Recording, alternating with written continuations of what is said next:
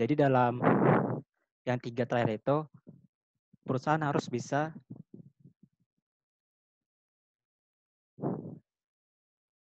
perusahaan itu harus punya orang yang memberikan otorisasi dalam melakukan kegiatan di mana aktivitas itu berpindah ataupun eh, atau menghentikan pemakaian tersebut.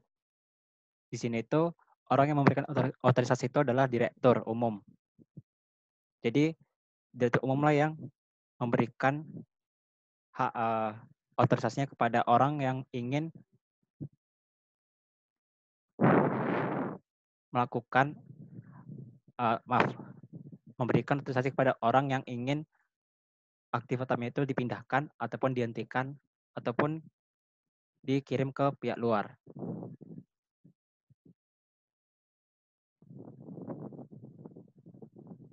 Ini kita lewatin. Nah ini tadi cabang dari golongan aktivitas tadi ya. Ini ada tanah, gedung, mesin, mebel, kendaraan ada darat, air, dan udara. Nah, untuk jenis aktivitas itu dapat dirinci lebih lanjut sampai 9 jenis. Ini contohnya itu ada tanah perolehannya, kemudian fungsi aktivitas itu, lalu lokasi di mana aktivitas itu berada, dan portability. Portability-nya adalah apakah karyawan memiliki kesulitan dalam memakai aktivitas itu. Jadi kalau misalnya karyawan tidak memiliki kesulitan dalam akses atau menggunakan aktivitas itu, otomatis portability-nya itu lebih tinggi. Kalau misalnya rendah berarti karyawan harus dilatih lagi dalam menggunakan aktivitas itu.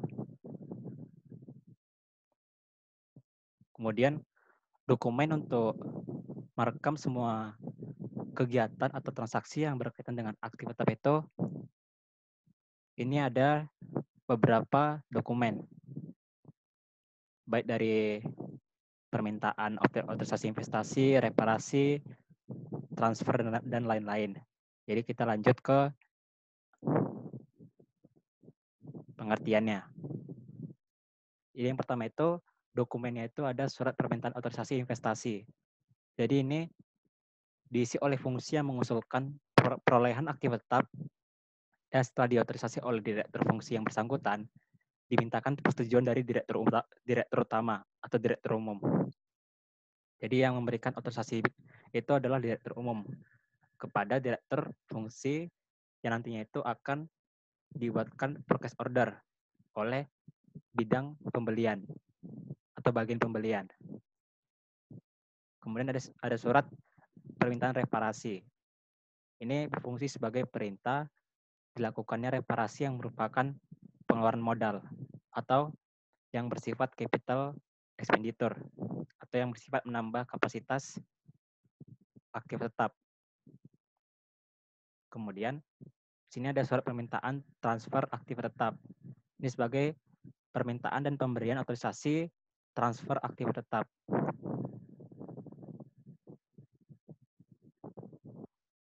Lalu ada surat permintaan penghentian pemakaian aktif tetap. Jadi ini berfungsi sebagai permintaan dan pemberian otorisasi penghentian pemakaian aktif tetap. Ini kalau misalnya aktif tetapnya itu udah habis masa berlakunya gitu, atau mau dijual gitu. Nah, ini kita pakai permintaan penghentian. Lalu ada surat perintah kerja. Ini memiliki dua fungsi, yaitu sebagai perintah dilaksanakannya pekerjaan tertentu mengenai aktif tetap, dan sebagai catatan yang dipakai unit untuk mengumpulkan biaya pembuatan aktif tetap. Satu lagi itu digunakan sebagai perintah kerja pemasangan aktiva yang dibeli dan pembongkaran yang dihentikan pemakaiannya.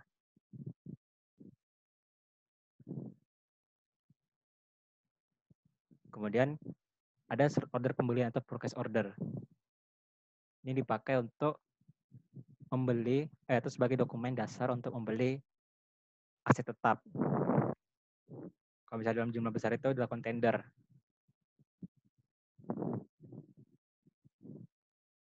Kemudian ada receiving report. Ini sebagai bukti kalau misalnya barangnya sudah datang di gudang. Kemudian ada faktur, itu merupakan tagihan dari pemasok untuk aktiva yang dibeli. Kemudian ada bukti kas keluar.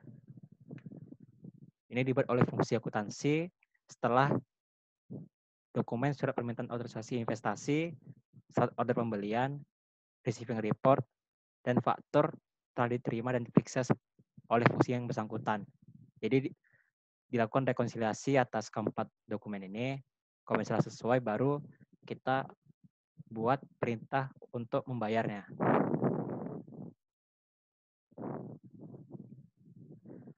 Lalu sini ada daftar depresiasi aktif tetap. Ini daftar berisi jumlah biaya depresiasi dan merupakan dasar untuk pembuatan bukti memorial untuk pencatatan. Kemudian bukti memorial ini adalah dokumen yang digunakan sebagai sumber untuk pencatatan transaksi depresiasi aktif tetap, harga pokok aktif tetap yang selesai dibangun, serta penghentian pemakaian dan pengeluaran modal.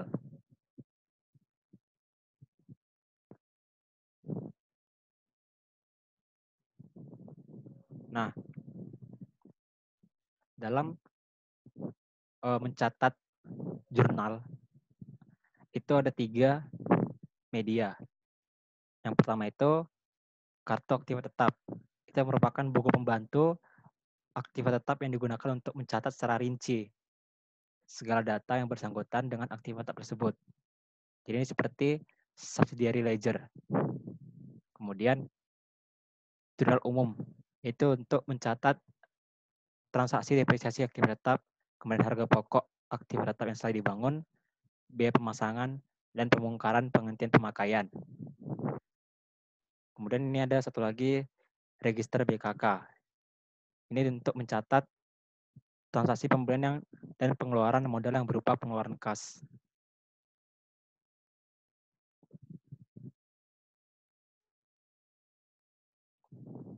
Kemudian fungsi yang terkait dengan aktiva tetap. Jadi ini ada fungsi pemakai, itu maksudnya hak untuk menggunakan aktiva tetap, kemudian ada fungsi riset dan pengembangan. Ini itu fungsi untuk kalau misalnya perusahaan mau bangun sendiri asetnya itu. Jadi kita nggak beli, karena kita nggak beli maka kita buat sendiri. Maka ini ada fungsi risetnya. Kemudian direktur yang bersangkutan itu yang memberikan otorisasi sama seperti direktur umum. Jadi dari direktur umum ke direktur yang bersangkutan, lalu pada akhirnya itu ke bagian pembelian. Lalu ada fungsi pembelian, ini untuk kalau setelah diotorisasi baru kita beli pakai purchase order. Nah, itu fungsi pembelian. Lalu ada fungsi penerimaan. Ini kalau misalnya barang sudah datang di gudang. Yang nantinya kita akan buat receiving report. Lalu fungsi aktif tetap ini itu untuk yang mengurus aktiva tetap itu, baik dari depresiasinya ataupun maintenance-nya ataupun perombakan, itu fungsi aktif tetap. Dan yang terakhir adalah fungsi akuntansi itu yang mencatat transaksi yang terjadi terkait dengan aktif tetap. Nah, jaringan subsistem ini maksudnya itu kan kalau misalnya dalam memperoleh aktif tetap, nah kemudian kita pakai. Nah, berbeda dengan revenue cycle, aktif tetap ini kan memiliki banyak cabang. Maksudnya itu ada banyak skenario-skenario yang terjadi. Pertama dari pembelian, kemudian kalau misalnya kita nggak beli, kita bangun sendiri, itu ada sistem sendiri. Jadi ada beberapa skenario-skenario yang terjadi dalam memperoleh dan menggunakan maupun menghentikan aktif tetap itu. Kalau misalnya beli ini ya, yang pertama kan ada sistem pembelian aktif tetap. Itu kalau setelah kita beli. Nah, kalau kita nggak beli, kita kan pasti bangun sendiri. Nah, itu ada sistemnya lagi. Lalu untuk reparasi yang bersifat capital expenditure itu ada sistemnya lagi. Lalu untuk menghentikan pemakaiannya itu ada sistemnya lagi.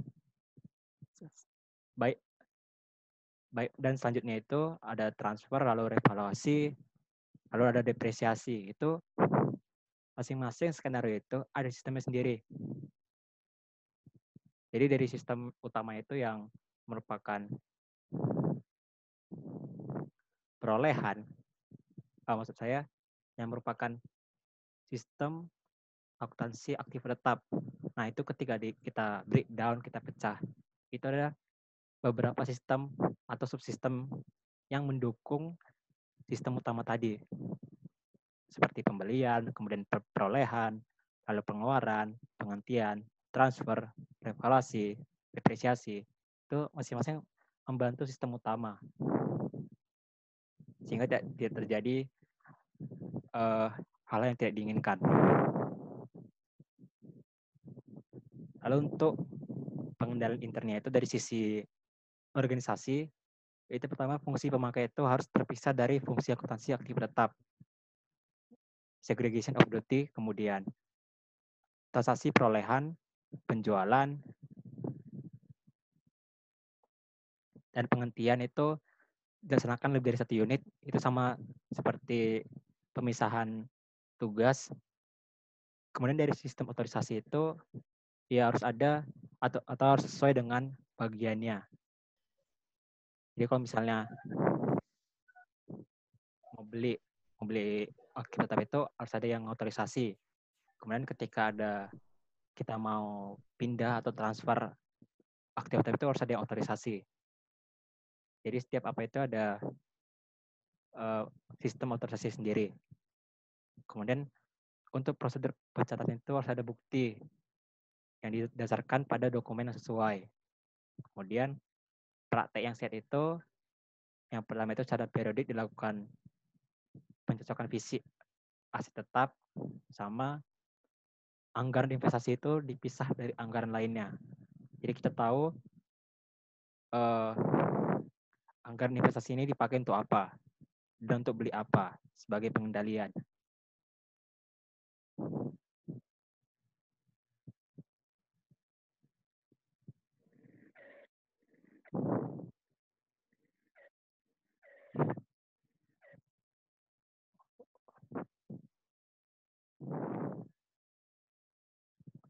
Di sini ada prinsip pengendalian interaktif tetap. Jadi budget untuk pengeluaran dan atau pembelian aktif tetap itu ada prosedurnya. Yang pertama itu ada kebijakan kapitalisasi secara tertulis, lalu ada yang kebijakan penjualan aktif tetap, lalu adanya kartu aktif tetap tadi yang buku besar pembantu, lalu ada yang nilai residu, lalu ada prosedur pemeliharaan aktif tetap, kemudian pemeriksaan fisik secara rutin, dan memanfaatkan asuransi kerugian untuk memperoleh penggantian apabila ada kecelakaan atau musibah. Oh ya tadi ada satu lagi yang belum saya jelaskan tadi, yaitu ancaman dan pengendaliannya. Ini dari PPT dosen lain, aku dapat.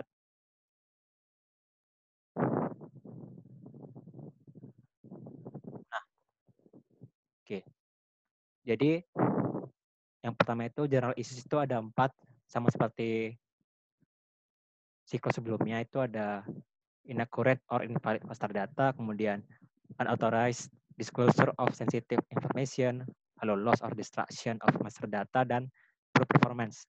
Ini udah dijelaskan berulang-ulang sejak dari revenue cycle. Kemudian ini yang proses pertama itu ada akuisisi.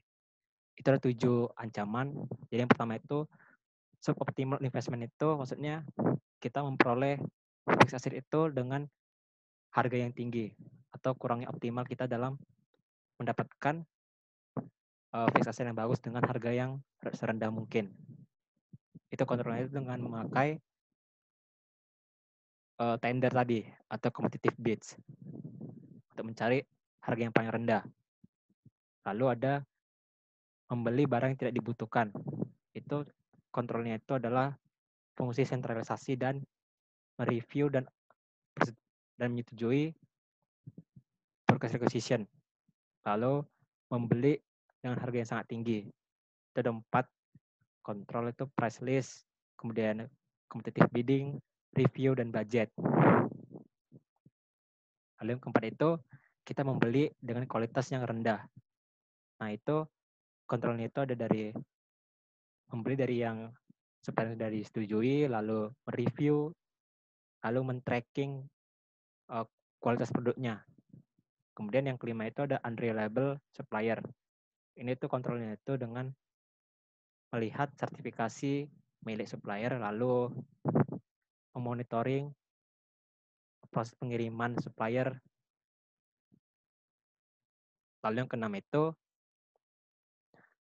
membeli dari supplier yang tidak diizinkan atau dari pihak yang nggak kita ketahui. Itu kontrolnya itu adalah mereview, kemudian menyetujui pembelian dari supplier supplier yang baru ketika sudah sesuai dengan yang diinginkan oleh perusahaan. Kemudian hanya menyetujui pembelian dari supplier yang sudah disetujui. Itu untuk nomor 6. Dan ancaman terakhir itu kickbacks itu atau penyuapan, sama seperti expenditure cycle, itu kontrolnya itu ketika pembeli kita harus menghilangkan interest seperti financial and personal interest. Jadi kita hanya sekedar membeli saja. Kemudian melatih karyawan dalam merespon penawaran dari si supplier. Kemudian ada job rotasi, liburan, dan audit. Itu tadi akuisisi. Sekarang kita ke maintenance. Di maintenance itu ada 2 ancaman. Yang pertama itu pencurian dan kerugian atau hilangnya aset karena adanya bencana seperti kebakaran. Nah, kontrol yang nomor 1 itu membatasi akses, lalu menyimpan record atau data-data yang terkait dengan fixed asset, termasuk disposalnya. Yang kedua itu dengan menggunakan asuransi, lalu adanya keamanan-keamanan di dalam perusahaan atau physical safeguards. Dan terakhir, proses accounting itu ada 2 ancaman. Yang pertama itu data yang kurang akurat dan alokasi depresiasinya itu kurang pas. Jadi untuk kontrol yang inaccurate data itu ada source data automation. Itu maksudnya itu adalah kita memasukkan data yang langsung ke dalam komputer. Jadi kita nggak perlu mencatatnya kembali, jadi kita langsung daftarkan data tersebut terkait dengan aktif tetap itu langsung ke dalam komputer. Sehingga tidak ada perubahan-perubahan yang tidak diperlukan. Dan setelah itu adalah data processing integrity control. Untuk nomor 2 ancamannya itu sama seperti nomor 1, cuma tambahannya itu adalah satu lagi adalah dengan training. Sampai sini ada yang mau bertanya mengenai sistem aktif tetap? Waktu tinggal 1 menit 20 detik lagi.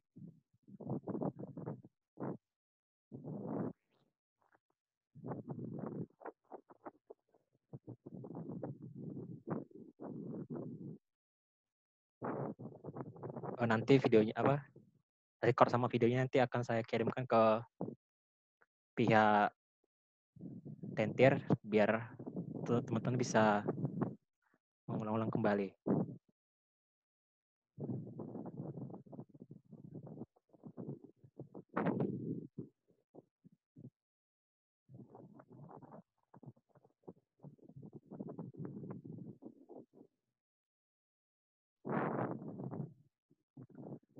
Kalau tidak ada, terima kasih telah hadir di tentir ini. Semoga tadi materi-materi yang saya sampaikan itu dapat membantu teman-teman dalam menghadapi UAS nanti dan materi ini dapat membantu teman di masa depan nanti.